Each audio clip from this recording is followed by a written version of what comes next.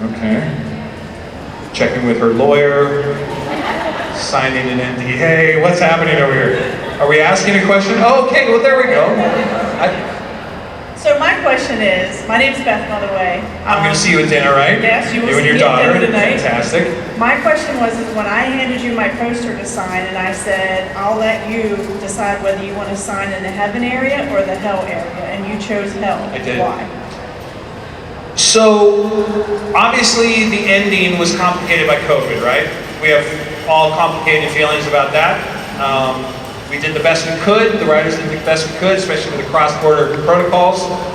I don't know if any of you know this, but Ketch was redeemed as much as the writers were concerned, because he was actually there was going to be a lot of people in Dean's Heaven in that bar after he talks to Bobby. Do some of you know that, the original script? And then they had to scale it way down for COVID. What that means is, which is what I'm lobbying for, in the sequel, I think Ketch almost redeemed himself, got killed by the demon, and I think he deserves to be in hell as a right-hand servant boy, message boy of Rowena, the queen.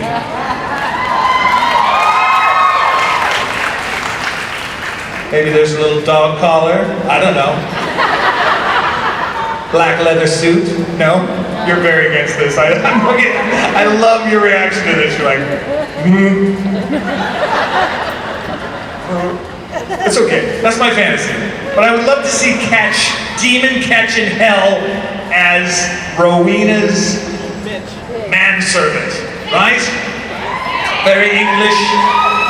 We team that. Make it happen on the internet. AO3, I don't know, whatever. Hi. Hi, my name is Jen. This is my first convention. Hey, welcome everyone, Jen. She's the first timer. How's it going so far? I'm doing good. How are you? I'm sweating like a it's humid in here. Yeah, I don't like it. So muggy. I was just gonna ask, what kind of movies would Ketch like? Definitely a lot of classic, as I say, David Lean, sort of big, epic war pictures, you know. Definitely a fan of Churchill, you know. World War II documentaries, you know. Anything to do with torturing little creatures, they make those. It's probably got some like occult, very dark stuff. When he was a kid, before he was redeemed. I think he would also like, I think he would like Shakespeare. I think he would like the brutality of a proper, you know, king tragedy. You know what I mean? None of the comedies. Just good, proper English, you know, dark, dire, mean, warlike sort of product. Yeah, that's what he watches. Anything that is militarized or sort of about being a good soldier, pip and all that. Right? Very good. Carry on. All right, very good. Welcome, Jen. Thank you. Are you got a question too? Come on. Or are you just being her hype person? I love it. Like Jen's first con. Yes. I want a friend like that. Yes, That's amazing. I'm her best friend, and this is the first time she's never. So I've just been her like eyes and ears this whole time. She's a very nice person. She's just shy. I love it. It's amazing. Well, thanks for asking the question. Yes. Also, since no one else is here, I'm just gonna ask you another question. Please. So, if Ketch were to ever watch the Muppets with like Sam Radine or like Cats or something, do you think he would enjoy it or just overanalyze it too much? The Muppets? Oh, I love that. Ketch watching the original 70s, 80s Muppets. That's a great question. I mean, I always thought, you know, how self-aware was Ketch in terms of comedy, or because I always saw him that he was brainwashed and sort of sculpted as a young kid at Kendrick's, and we know that the backstory of that is that he had sort of psychopathic tendencies, which they then sort of weaponized and trained and brought out, and sort of when he brainwashed Mary, and was training her, trying to convert her, clearly their methodology had gotten more sophisticated to try to bring people on board, right?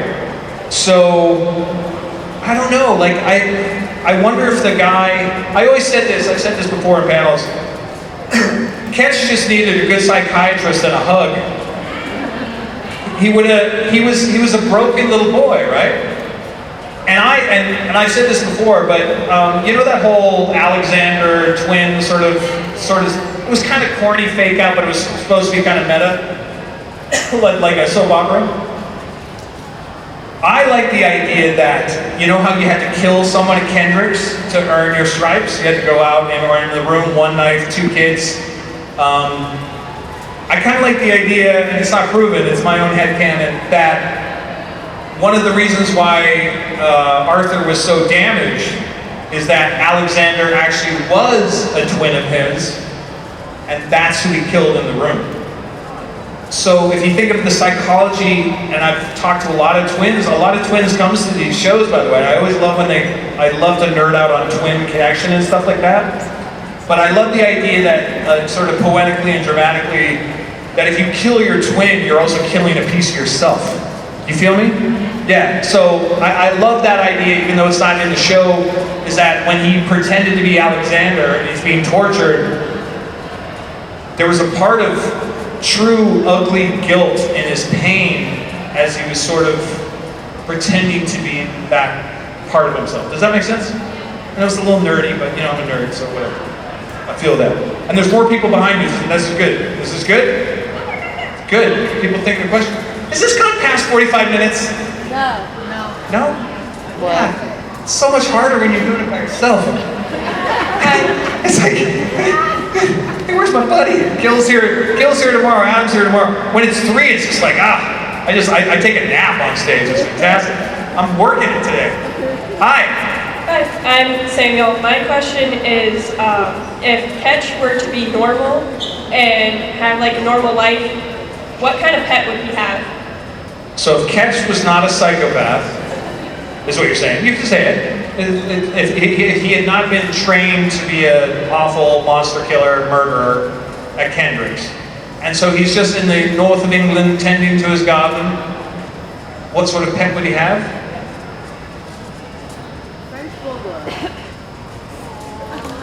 But see, yes, I know what Ketch would have. He enjoyed his hellhounds. Oh, there's a scene, sorry, I'm going to go off topic. But there was a scene that I wish I never got to have, which is, we know that Ketch and Crowley had a relationship. I would have loved to have had one scene with Mark Shepard where we're doing a deal about the hellhounds. I think that would have been dynamite. I would have loved to have seen that scene. But if Ketch was not a psychopath, I think he would have had a hairless Egyptian cat. I don't know why. Because I think he's a bit of an oddball, honestly. And who is pro hairless cat? I know, but even putting your hand up, you're like, I know. I don't know, I have feelings about the hairless cat. It makes no sense to me. But why not? I just love him puttering around in a garden at Wellies in like flannel. Just, the sliding doors of what Ketch could have been. Just tending to his nice English garden. Thank you, appreciate you. Is that someone on deck or no? Or just being moral support? Okay. All right, great. So, I guess it's just, oh good, thank God. I was gonna lead us in meditation for the next 5 minutes in lotus pose. Wouldn't that be fun? No. Okay, just keep them coming. Hi. I was a last minute addition. I love all the last minute additions. Okay, so this is not about Supernatural. My boyfriend and I are obsessed with Dear Santa. Oh, fantastic! Were you here for my Dear Santa story? No, Okay, I just perfect. walked in. I'll say it again. This is fantastic. I'll give you the backstory, but go. Yeah. I was just gonna ask like what it was like working on that, because we just watch it every year. It just warms our hearts and makes us laugh. Thank you so much. It's one of those like little finds. Oh, I love that. Thank you, first of all, thank you so much. That was my first ever Christmas movie. And you're one of the few people that have the Venn diagram where Christmas movies and supernatural intersect. And by the way, it's much more than I thought it ever would be, actually. Like, I get a lot of people at my table that are also pro Christmas movies, so thank you for being one of them. Amy Acker is a delight. Unbelievable co-star. She's so sweet. Olivia, that girl, the child actress, does she not just melt your heart how good she is? Like, talk about an old soul. She's just so good. Gina Holden. So this will tie, everyone knows the story, but I'll give you the brief version of it. And then, you know, the director. And it's just, we shot it pretty fast and cheap in Calgary, which is my hometown. And it was such a bundle of joy and silly and great. And it was one of the Christmas, oh geez. It's one of the Christmas movies, you sneak up on a guy like that. That we actually got to use real snow. You know how like they always shoot them in the summertime, they got all the fake snow? But I'll just end with this real quick because I gave everyone this. So if you look at season 1, I'm watching it now with my daughter, like through season 1. Episodes 2 and 3 have Gina Holden and Amy Acker. So it's 2 degrees from Dear Santa. So how wild is that? I'm watching, I'm like, they're my co-stars from Dear Santa in the first 3 episodes. So check it out again. Gina Holden, Amy Acker from Dear Santa in the first season of Supernatural. Boom. There you go. Nice. Perfect timing. Well done. Perfect timing. Thanks, everybody.